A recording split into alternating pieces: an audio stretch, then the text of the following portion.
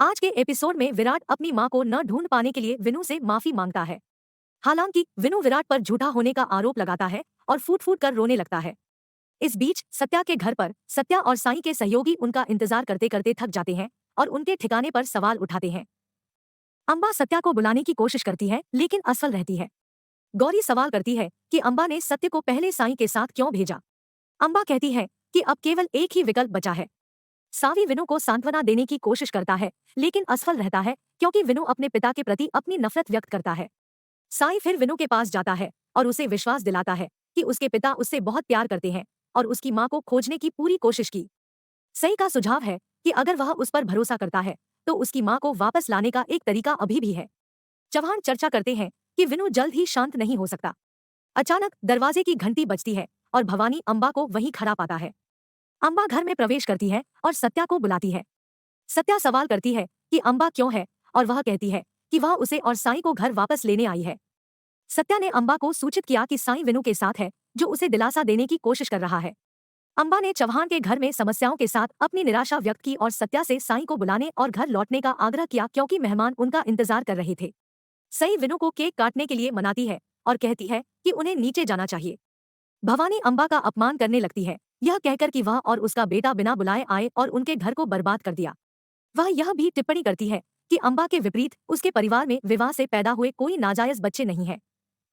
सत्य भवानी को चेतावनी देता है कि जब वह अपनी मां से बात करे तो उसे अच्छा व्यवहार करना चाहिए। विराट कहते हैं कि भवानी को कुछ शिष्टाचार सीखना चाहिए। इससे परिवार के सदस्यों के बीच कहासुनी हो जाती है।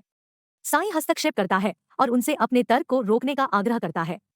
वह अम्बा का अपमान करने के लिए भवानी को डांटती है और एक व्यवसाय बनाने और बिना किसी पुरुष समर्थन के जरूरतमंद महिलाओं का समर्थन करने के लिए अम्बा की प्रशंसा करती है।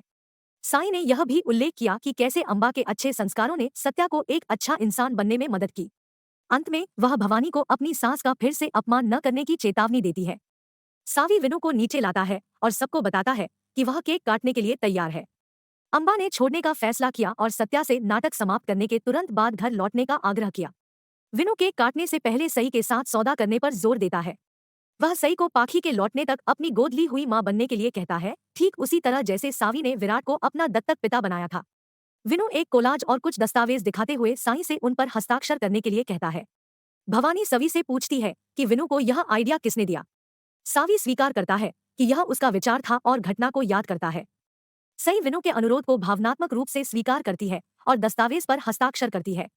विनु खुशी से सई, विराट और सावी के साथ केक काटता है। आगामी विनु ने स्कूल जाने से पहले साईं के साथ एक वीडियो कॉल की। इस बीच सत्या को साईं के बाल ठीक करते देख विराट को जलन महसूस होती है। लेटेस्ट वेब सीरीज .in में आप सबका स्वागत है। आप अपने चहीते वेब सीरीज और मूवीज के एपिसोड्स या स्टोरीज को इस चैनल पे सहजता से सुन सकते हैं और इसका मजा ले सकते हैं। अब आप लेटेस्ट वेब सीरीज .in जरूर विजिट कीजिए और बहुत सारे अलग अलग वेब सीरीज और मूवीज के बारे में विस्तार से पढ़िए।